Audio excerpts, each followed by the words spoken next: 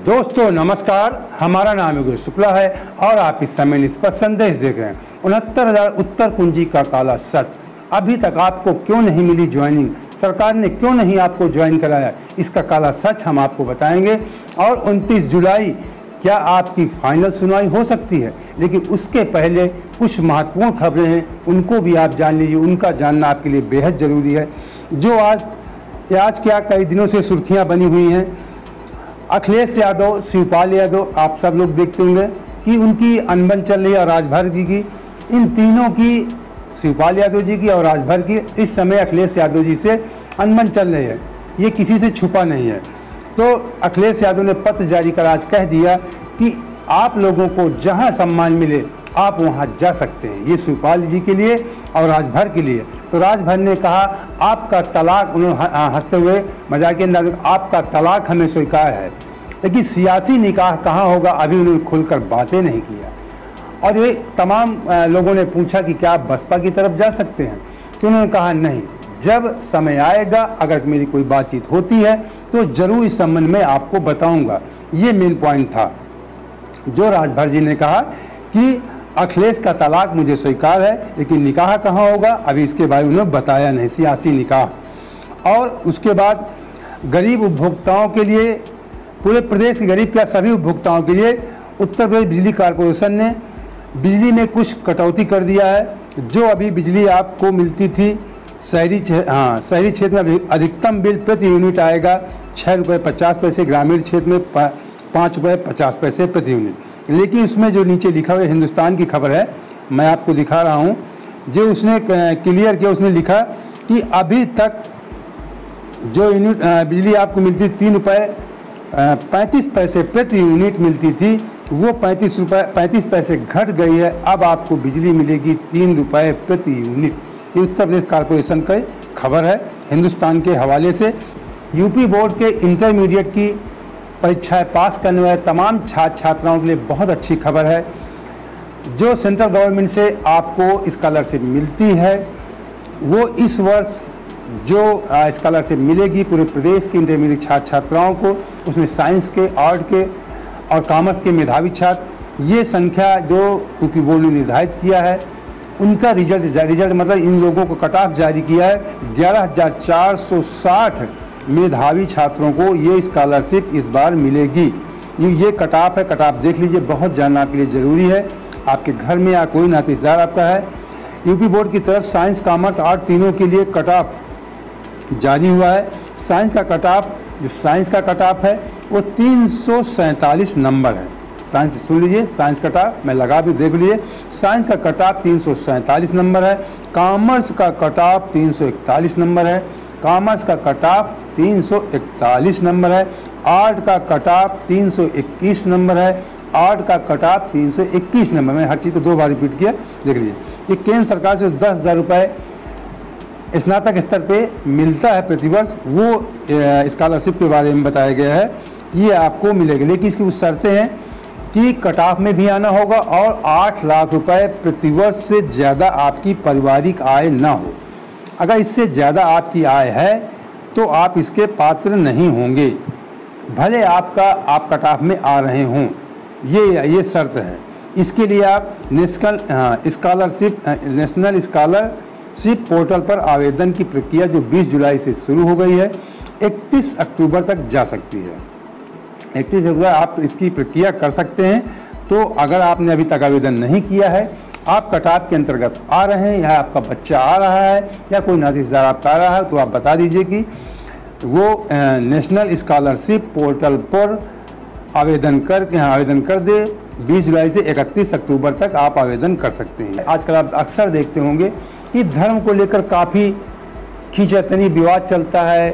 कभी कोई नमाज पढ़ता है, कभी कोई हनुमान चालीसा पढ़ता है। इस तमाम खबरें आजकल सोशल मीडिया में, विशेषकर सोशल मीडिया से ज़्यादा नेशनल मीडिया पे खबरें दिखाई जाती हैं। इसी तरह की नेशनल मीडिया तो पूरा इसी पे ही लगा रहता है कि कहाँ नमाज हुई, कहाँ हनुमान चालीसा हुआ, इसी व्यस्त रहता है।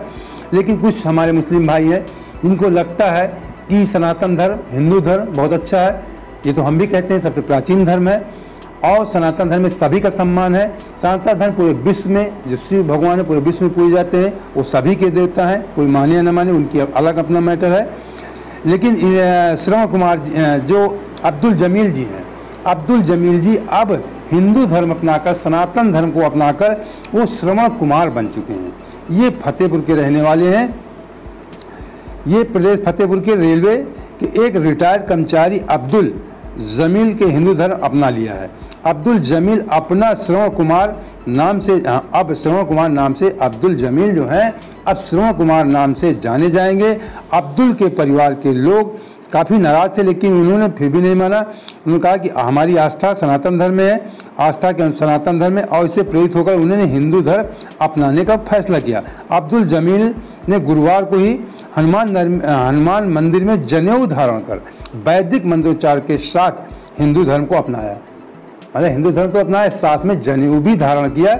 इतने प्रभावित थे सनातन धर्म से और उन्होंने हिंदू धर्म अपना लिया। हिंदू धर्म अपना लिया। अब्दुल जमील उर्फ श्रवण कुमार ने कहा कि मुस्लिम धर्म में बहुत भेदभाव है, वहाँ भाई भाई का नहीं है, वहाँ पे बहुत भेदभाव है, ऐसा लोग बताते हैं कि कुरान हम भी सुनते हैं। मैंने भी कुरान पढ़ा नहीं, लेकिन शिव कुरान मैंने थोड़ा पढ़ा, मैं पढ़ रहा हूँ।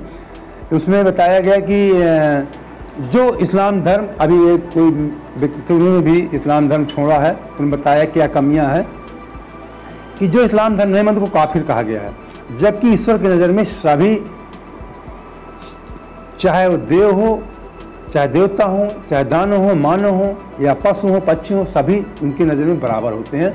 जैसे सनातन धर्म में भगवान शिव के लिए दानव, मानव, पक्षी, पेड़ पौधे सभी उनके लिए बराबर हैं। ईश्वर वही तो होता है जो सबके लिए समान नज़र से देखता हो। अब बात कर लेते हैं उत्तर कुंज। कुछ हमारे मित्र कहने लगते हैं कि यार बीच में आप राजनीति डाल देते हैं। ये राजनीति नहीं मित्र है, ये सब जानकारियाँ जानना आपके लिए बेहद जरूरी है। अगर आप नहीं जानेंगे तो कूक मंडूक बने, जागरूक नहीं होंगे। जब तक जागरूक नहीं होंगे इसी तरीके आपको सताया जाएगा जिस तरीके आप लोगों को प्रताड़ित किया गया 2 साल से। मैंने लिखा काला सच। अगर आप शायद जागरूक नहीं होंगे तो आपकी आने वाली पीढ़ी भी तरह आपको परेशान किया जाएगा, आपके भाइयों को, आपके बच्चों को भी। इसलिए जागरूक रहना, अपडेट रहना बहुत ज़रूरी होता है।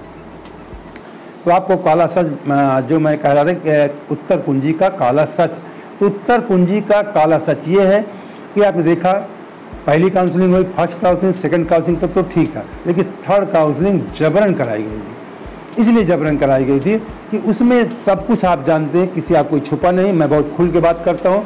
ये राजनैतिक, ये मैं नहीं कहता कि योगी जी इसमें संलिप्त है या भ्रष्टाचार में उनका कोई ताल्लुक नहीं हो सकता इसमें, लेकिन नीचे के जो अधिकारी वर्ग हैं, इन लोगों की कहीं ना कहीं, या निचले स्तर के उस समय जो मंत्री रहे हो या अधिकारी वर्ग, विशेषकर सचिव वर्ग, आपने देखा कि आप लोगों को बहुत परेशान किया। जबरन जबरदस्ती इन अधिकारियों थर्ड काउंसलिंग करवा दिया, इसलिए कि हो सकता है उनसे कुछ इनकी साठ गांठ रही हो, कुछ इनसे साठ गांठ रही हो काफ़ी मात्रा में। जल्दबाजी में इनको पता था कि 1 नंबर आपका मिलेगा और आपको ज्वाइनिंग देनी, इसलिए सोचा कुछ बहाना हो सकता है, हम थर्ड काउंसलिंग करा दें, भर जाएगा माला, बाद में कोर्ट में बहाना करेंगे कि सीटें तो फुल हो गई हैं, अब हम क्या करें। तो इन्होंने जल्दबाजी करके थर्ड काउंसलिंग करवाया, अपना ले दे के अपना काम सिद्ध किया और आप लोगों को लटकाए रखा। अब आप लोगों को पिछले साल हाई कोर्ट डबल बेंच से फैसला आने के बाद 1 वर्ष होने को हो रहे हैं, 25 अगस्त को फैसला है, फिर भी आपको लटकाया जा रहा है। पहले जो आप लोगों ने धरना प्रदर्शन किया, शायद आपको जानकारी सभी को होगी, पहली बार जब आपने इलाहाबाद में किया था, आपसे कहा गया था कि इसमें सुप्रीम कोर्ट जाने कोई, आपको आपके साथ विश्वासघात किया गया, आपको गफलत में रखा गया। इसलिए रखा गया कि किस दफे चुनाव का बहाना है, चुनाव टल जाएगा। मतलब उनकी जो ये प्लानिंग उन्होंने पहले किया, थर्ड काउंसलिंग करवा लिया था, उनकी प्लानिंग बहुत पहले से आपके प्रति उनकी मंशा खराब थी, इसलिए आपको टहलाते हैं कि हम सुप्रीम कोर्ट नहीं जाएंगे। लेकिन जब उनको लगा कि अब ज्वाइनिंग देनी ही पड़ेगी तो 8 महीने बाद वो सुप्रीम कोर्ट चले गए। अब तो 1 वर्ष होने के हैं, लेकिन मुझे विश्वास है कुछ आप ये समझ सकते हैं कि कुछ कहीं ना कहीं अगर मीडिया में काम करते हैं, कुछ हल्की फुल्की कुछ अंदर से विश्वास होते हैं, खबर भी कुछ थोड़ी बहुत रहती है, तो हो सकता है, मैं आपको बता रहा हूँ कि आपकी फाइनल सुनवाई हो सकती है। 29 जुलाई आपकी अंतिम सुनवाई हो सकती है, आपके भाग्य का फैसला हो सकता है और इसमें पूरी उम्मीद है कि फैसला आपके पक्ष में आएगा। तो मित्रों, उम्मीद करते हैं फिर कोई लेटेस्ट जानकारी आएगी 29 जुलाई के पहले, तो हम आपको जरूर उपलब्ध करवाएंगे, आपसे वादा करते हैं। तो अगर आप पहली बार जुड़े हैं तो तुरंत हमारे चैनल सब्सक्राइब कर लीजिए, बेल आइकन प्रेस कर ऑल लगा दीजिए और लाइक करके अपने दोस्तों को शेयर जरूर कर दीजिए। जय हिंद, जय भारत।